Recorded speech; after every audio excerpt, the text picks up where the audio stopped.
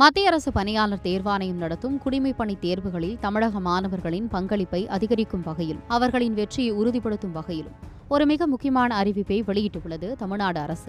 2026ஆம் ஆண்டு civil services முதல்நிலை தேர்வில் தேர்ச்சி பெற்று அடுத்த கட்டமான முதன்மை தேர்வுகளுக்கு தகுதியடைந்துள்ள தமிழகத்தை சேர்ந்த மாணவர்களுக்கு தலா 25,000 ரூபாய் ஊக்கத்தொகை வழங்கப்பட உள்ளது. தேர்வு தயாரிப்பு பணிகளில் இருக்கும் மாணவர்களுக்கு நிதி ஒரு தடையாக இருக்கக்கூடாது என்ற உயரிய நோக்கத்தில் இந்த திட்டம் செயல்படுத்தப்படுகிறது.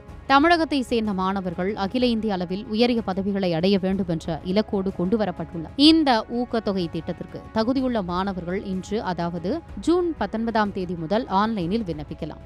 முதன்மை தேர்வுக்கு தயாராகும் போது மாணவர்களுக்கு ஏற்படும் புத்தக செலவுகள், பயிற்சி கட்டணங்கள் மற்றும் இதர வாழ்வாதார செலவுகளை கையாள்வதற்கு இந்த ஒருமுறை நிதியுதவி பெரிதும் உதவியாக இருக்கும். இந்த தொகையானது எவ்வித இடைத்தரகர்களுமின்றி தகுதியான மாணவர்களின் வங்கிக் கணக்குகளில் நேரடியாக செலுத்தப்படும் என சென்னை செய்தி மக்கள் தொடர்புத்துறை அதிகாரப்பூர்வமாக தெரிவித்துள்ளது. இந்த சலுகையை பெறுவதற்கு மாணவர்கள் சில முக்கிய தகுதிகளை பெற்றிருக்க வேண்டும். விண்ணப்பிக்கும் மாணவர்கள் கண்டிப்பாக தமிழ்நாட்டை சேர்ந்த பூர்வீக குடிகளாக இருக்க வேண்டும். மேலும் நடப்பு 2026ஆம் ஆண்டு நடைபெற்ற UPSC முதல்நிலை தேர்வில் பங்கேற்று முதன்மை தேர்வுக்கு தகுதி பெற்றதற்கான ஆதாரத்தை சமர்ப்பிக்க வேண்டியது அவசியம். இதற்கான விண்ணப்பங்களை சமர்ப்பிக்க ஜூன் 30ஆம் தேதி வரை மட்டுமே கால அவகாசம் வழங்கப்பட்டுள்ளதா மாணவர்கள் எவ்வித தாமதமும் இன்றி உடனடியாக விண்ணப்பிக்குமாறு கேட்டுக் கொள்ளப்படுகிறார்கள். தகுதியுள்ள விண்ணப்பதாரர்கள் தமிழ்நாடு அரசின் அதிகாரப்பூர்வமான நான் முதல்வன் இணையதளம் வாயிலாக மட்டுமே தங்களது விண்ணப்பங்களை சமர்ப்பிக்க முடியும். கடந்த சில ஆண்டுகளாக வடமாநிலங்களுடன் ஒப்பிடுகையில் மத்திய அரசு பணிகளில் தமிழக மாணவர்களின் தேர்ச்சி விகிதம் சற்று குறைந்திருந்த சூழலில்